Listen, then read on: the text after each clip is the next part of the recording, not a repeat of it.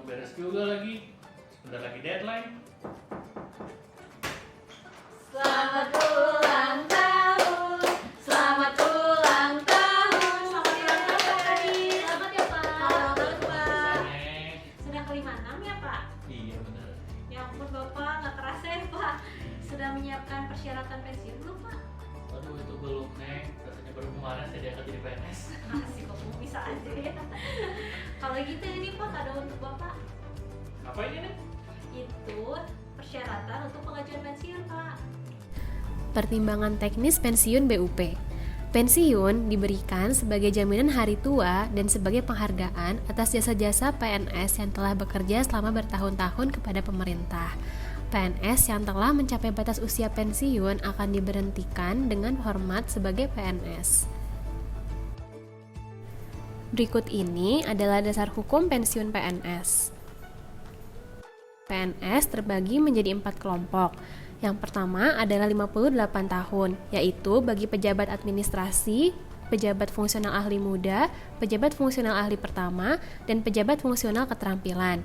Yang kedua adalah 60 tahun, yaitu bagi pejabat pimpinan tinggi dan pejabat fungsional madya. Lalu yang ketiga adalah 65 tahun bagi PNS yang memangku pejabat fungsional ahli utama. Dan yang terakhir adalah usia pensiun jabatan lain yang diatur sesuai dengan peraturan perundang-undangan yang berlaku. Terdapat beberapa persyaratan untuk mengajukan pensiun bagi PNS yang memasuki BUP.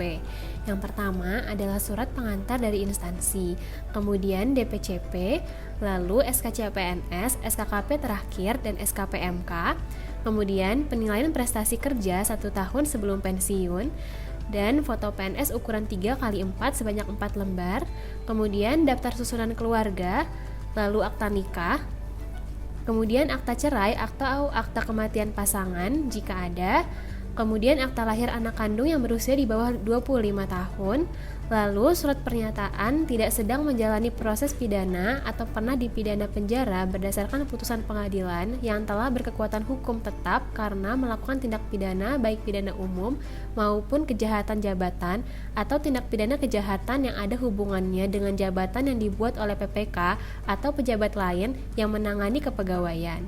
Kemudian, surat pernyataan tidak pernah dijatuhi hukuman disiplin tingkat sedang atau berat dalam 1 tahun terakhir yang dibuat oleh PPK atau pejabat lain yang menangani kepegawaian.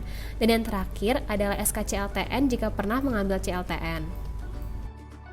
Selain itu, apabila yang bersangkutan berhak atas kenaikan pangkat pengabdian, maka diperlukan juga beberapa dokumen lain seperti surat pernyataan tidak pernah dijatuhi hukuman disiplin tingkat sedang atau berat dalam 1 tahun terakhir yang dibuat oleh PPK atau pejabat lain yang menangani kepegawaian paling rendah menduduki JPT Pratama.